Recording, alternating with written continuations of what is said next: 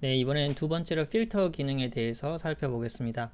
필터는 특정 조건을 만족하는 그 로우, 저희 임상 연구 데이터에서는 주로 환자 내지는 케이스에 해당되는데, 엑셀에서 저희가 이제 많이 사용해 봤죠. 이제 깔때기 모양의 필터 그런 기능을 쓰는데 그것과 똑같은 거라고 보시면 되겠습니다. 먼저 특정 조건을 이용해서 그 해당되는 환자 케이스를 골라보도록 하겠습니다. 예를 들어서 환자 아이디가 20번 이하인 환자만 선택을 해보겠습니다. 앞에 셀렉트와 거의 같게 똑같은 형식으로 쓰고 생각의 흐름대로 그대로 쓰시면 됩니다. 이제 셀렉트가 아니고 이제 필터를 쓰고 나는 아이디가 20번 이하인 환자들만 골라달라 이렇게 쓰면 되겠죠. 전체적으로 20명의 환자만 선택이 되었습니다. 지금 이제 로우만 선택을 했기 때문에 그 컬럼 베리어블 83개는 그대로 따라오게 되죠. 자, 그렇다면은 이제 두 개 셀렉트와 필터를 같이 한번 사용해 보겠습니다. 나는 아이디가 20번 이하인 환자들의 베이스라인 랩만 따로 모아서 데이터셋을 만들어 보고 싶습니다. 자, 데이터 1 먼저 나는 필터 아이디를 20번 이하인 환자들만 먼저 골라낸 다음에 그 환자들에서 어떤 변수 셀렉트 아이디와 그 다음에 베이스라인 랩들 전부 다 베이스 B 언더바로 시작을 하겠죠. 그렇게 시작한 변수들만 살펴보겠습니다. 20명 환자가 선택이 되었고 앞에 B 언더바로 시작되는 변수들 11개 즉 베이스라인 랩 데이트 포함해서 베이스라인 랩들이 모두 다 포함되어 있습니다. 즉 비록 방금까지 두 개 필터와 셀렉트만 배웠지만 이렇게 연속적으로 같이 쓸 수가 있습니다. 자, 본격적으로 필터 실습을 할 예정인데요. 지금 데이터가 1000개로 너무 커서 살펴보는데 너무 길기 때문에 조금 작은 데이터를 하나 만들어 보겠습니다. 즉 아이디가 1번부터 100번까지 즉 100명의 환자들에서 베이스라인 랩의 일부 그리고 아웃컴만 선택된 새로운 데이터 2를 만들어서 이것을 이용을 하도록 하겠습니다. 자, 데이터 1에서 이제 할당을 하는 거죠. 여기서 이제 중요한 게 이렇게 지금까지 실습을 따라 하시다 보면 이런 생각이 드실 수가 있습니다. 데이터 1에서 분명히 20명만 골라냈는데 여전히 데이터 1은 1000명이다. 분명히 20명을 골랐는데 왜 1000명이지? 이렇게 생각하실 수가 있는데 그 이유는 이렇게 쓰여 있는 코드는 데이터 1에서 환자를 선택하고 이런 변수만 셀렉해서 출력해달라 여기까지가 끝인 겁니다. 여기 나와 있는 이 결과값 이 작은 데이터셋을 우리가 어디에도 할당을 하지 않았습니다. 어디에도 저장을 하지 않았고 새로운 데이터로 명명도 하지 않았습니다. 그렇기 때문에 여기에서 이거는 끝난 겁니다. 여기서 끝난 거기 때문에 내가 만약에 이렇게 만들어내는 이런 독립된 데이터셋으로 하나 따로 보관해 두고 싶다라고 하면은 우리 항상 하듯이 A는 3 이렇게 하듯이 할당을 꼭 해줘야 됩니다. 예를 들어서 내가 원하는 데이터셋이 ID 100번 이하 그 다음에 이런저런 변수 선택된 사람 선택을 해서 나는 요런 데이터셋을 만들었는데 이렇게 하고 또 데이터 1을 치면 이 데이터 1은 그대로 있기 때문에 이게 없어진 겁니다. 그래서 나는 방금처럼 만들어낸 이런 소규모 데이터셋을 따로 저장을 해두고 싶다라고 하면 꼭 앞에 이렇게 할당을 해줘야 됩니다. 이렇게 할당을 해주고 나면은 아까와 다르게 데이터셋을 보여주지 않죠? 이유는 뭐죠? 이렇게 만들어진 데이터셋이 데이터 2에 지금 할당이 된 겁니다. 그래서 실제로 데이터 2를 보면은 어떻게 되나요? 요거하고 같게 되는 거죠. 아시겠습니까? 실제로는 100명인데 지금 헤드 명령을 썼기 때문에 6개만 보이는 겁니다. 그대로 데이터 2라고 칠 경우에는 100명 그대로 남아있죠? 앞에서 할당했던 것과 똑같은 소견입니다. 즉 이제는 데이터 2를 이용해서 실습을 계속 진행해 보겠습니다. 자, 우리 이런 경우 많죠? 분석을 할 때 남자 환자만 선택해서 보고 싶다. 해볼까요? 데이터 2, 필터, 젠더는 자 이때 R에서 등호는 하나가 아니고 같아라는 의미의 등호는 2개를 써야 됩니다. 그리고 젠더는 메일은 라지 M이었죠? 이렇게 하면은 전체 데이터 2 100명 환자들 중에 젠더가 메일인 사람들만 다 선택이 됐고 74명인 것을 알 수가 있습니다. 복합 조건도 사용할 수 있습니다. 남자 중에 50세 이상을 선택해보자. 그대로 생각의 흐름대로 쓰시면 됩니다. 필터 50세 이상, age가 50세, and라고 써도 되고요. 그냥 콤마 써도 됩니다. 젠더 똑같이 메일인 사람. 23명이 선택되었죠. 모두 다 젠더고 에이지 보십시오. 전부 다 50세 이상, 50세 등호도 이상이었기 때문에 50세도 포함되어 있습니다. 자, and뿐만 아니라 이제 우리가 알고 있는 or도 쓸 수가 있습니다. 밑에서 한번 해보겠습니다. 그 다음 between 기능도 있습니다. 만약에 나는 30세 이상, 60세 이하 환자를 선택하고 싶다. 이렇게 쓸 수 있겠죠? 데이터 to 필터 30세 이상 60세 이하니까 30세 이상 and age가 60세 이하 87명이 선택되는 거죠. 이렇게 써도 되지만 데이터 to 필터 between 어떤 변수의 between age 변수에서 30세와 60세 사이를 해달라. 말 그대로 생각의 흐름 그대로 코드를 쓴 겁니다. 똑같이 87명이 선택되는 것을 볼 수가 있습니다. 그래서 between이라는 기능도 있다는 것을 아시면 되고요. 아까 말씀드렸듯이 or 이래도 되고 저래도 된다. 예를 들어서 50세 이상이거나 간경변증이 있는 경우를 선택해달라. 50세 이상 혹은 간경변증이 있는 경우.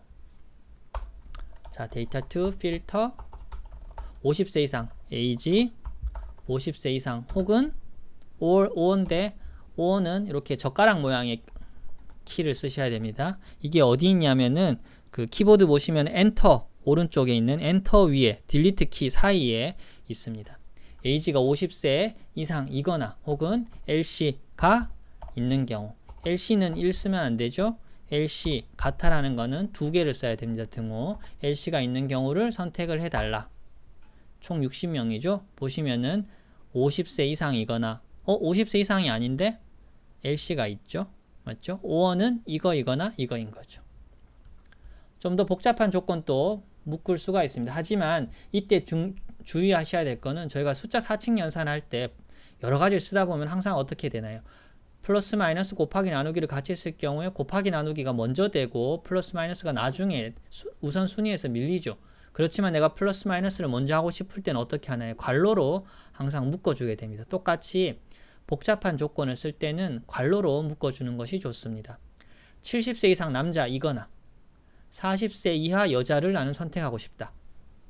자, 데이터 to 필터에서 70세 이상 남자 어떻게 선택할까요? 70세 이상 남자 70세 이상 남자 젠더 이거나 맞죠? 이렇게 쓰면 안 됩니다. 이렇게 쓰면 안 되고 이걸 하나 묶어 주겠습니다.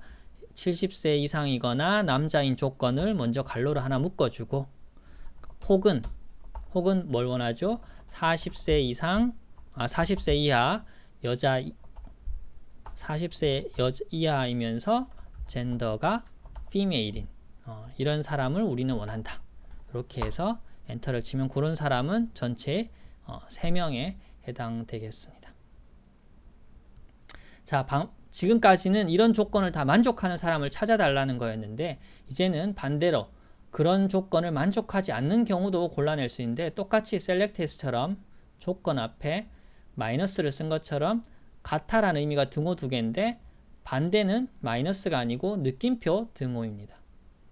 남자가 아닌 케이스를 골라내 볼까요? 데이터 to 필터 젠더는 이렇게 되면 남자만 골라냈죠. 이럴 때 남자가 아니다라는 의미는 등호 두 개가 아니고 등호 자리에 느낌표를 넣으면 됩니다.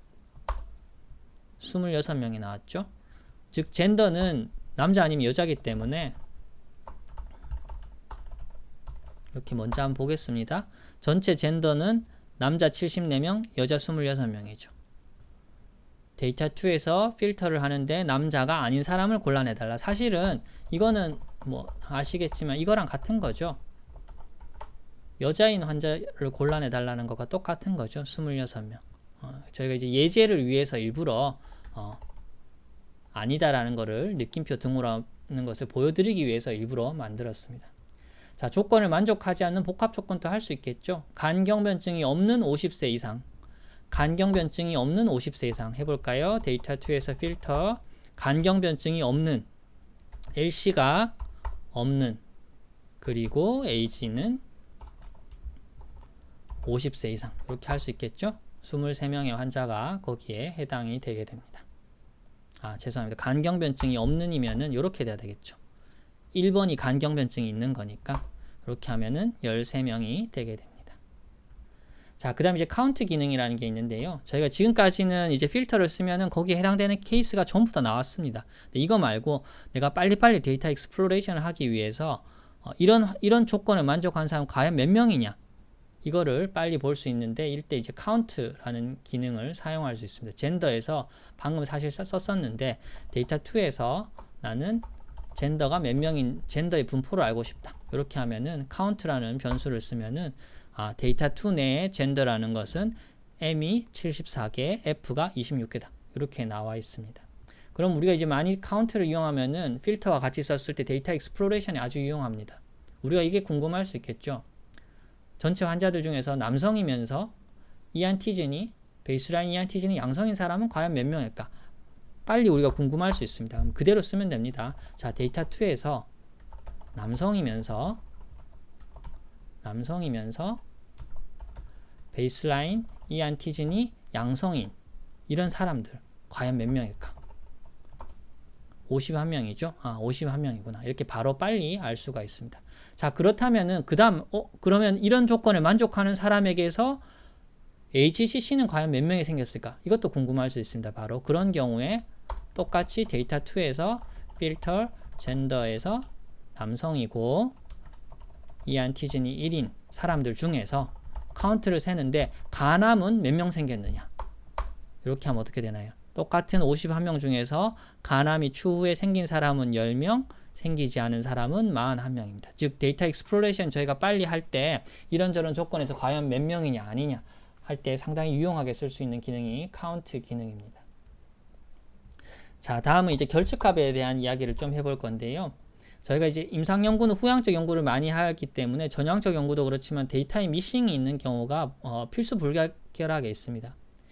이럴 때 이제 쓸 수 있는 게 과연 결측값이 몇 개이고 어디에 있고 전체 데이터에 어떻게 분포하는지를 이제 저희가 잘 알아야 되는데요.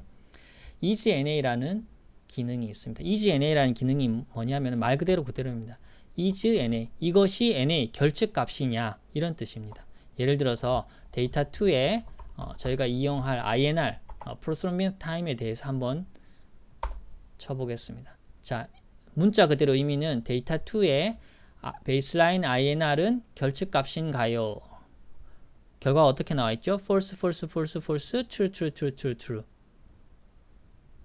결측값인가요가 질문이었기 때문에 얘는 결측값이라는 뜻이고 false는 결측값이 아니란, 즉 값이 존재한다는 뜻입니다. 즉 이 100개의 베이스라인 INR 데이터를 보시면은 결측값이 몇 개인가요? 7개가 결측값이라고 볼 수 있습니다. 그러면은 데이터 2의 베이스라인 INR의 결측값은 총 몇 개인지는 사실은 이렇게 구할 수 있습니다. 뒤에 가면 나오지만 데이터 2 이해하시겠습니까? 똑같은 코드죠. 요거랑 false는 0이고 true는 1이기 때문에 true의 개수를 합치면은 전체에서 결측값의 개수가 나오겠죠. 어떻게 되냐? 7개. 왜냐? true 하나가 1이기 때문에 총 7개이기 때문에 이렇게 쓰면은 데이터 2의 베이스라인 INR 값이 합치면은 7개다. 즉 결측값은 7개구나. 이렇게 알 수 있습니다. 근데 이렇게 하면 복잡하기 때문에 필터 기능을 이용할 수 있습니다. 자, 데이터 2에서 자, 필터 isNA 그 다음에 binr 이렇게 쓰면 되겠죠. 이렇게 하고 카운트를 해볼까요? 바로 7이라고 나오죠. 이 코드 이해하시겠습니까? 데이터 2에서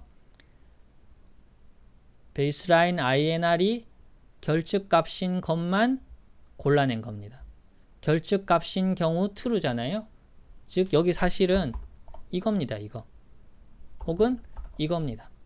이걸 생략한 겁니다. 이것만 골라내라. 이렇게 카운트를 세니까는 마치 지금 다른 코드처럼 보이는데 결과값은 베이스라인 INR의 결측값의 개수를 계산해 주는 겁니다.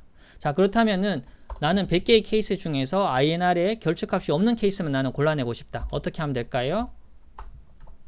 필터 is.na binr 이렇게 쓰는 건 똑같은데 느낌표가 항상 not이라는 의미이기 때문에 느낌표를 앞에 붙여주면 됩니다. 의미가 뭘까요? 베이스라인 INR이 결측값이 다가 아닌 것을 골라내달라. 93개가 되는 거죠. 이런 식으로 결측값의 분포를 빨리 알 수 있습니다. 자, 그럼 똑같은 것을 반복해서 쓸 수 있겠죠? 나는 예를 들어서 데이터 2에서 필터 INR도 결측값이 없고 알부민도 ALT도 결측값이 없고 빌리루빈도 결측값이 없는 케이스를 모두 다 나는 골라내면 몇 개 있냐? 82개입니다. 82개. 예. 즉, 이 세 개 모두 다 결측값이 없는 완전 무결한 케이스만 골라내면은 82개라는 의미입니다.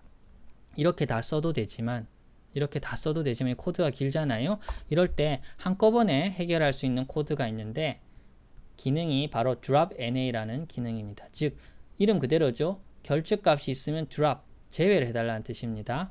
데이터 2에서 나는 drop NA를 하는데 어떤 변수의 결측값이 있으면 제외를 해달라. INR과 ALT와 빌리루빈이 있으면 나는 제외를 하고 남아있는 케이스 개수를 재볼까요? 82개가 되는 거죠.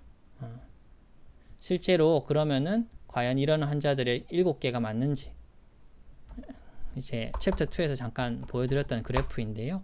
그리면은 어떻게 되나요? 빌리루빈, INR 모두 다 맥시멈 결측값이 7개가 됩니다. 여기까지가 이제 필터 기능에 대해서 한번 살펴보았습니다.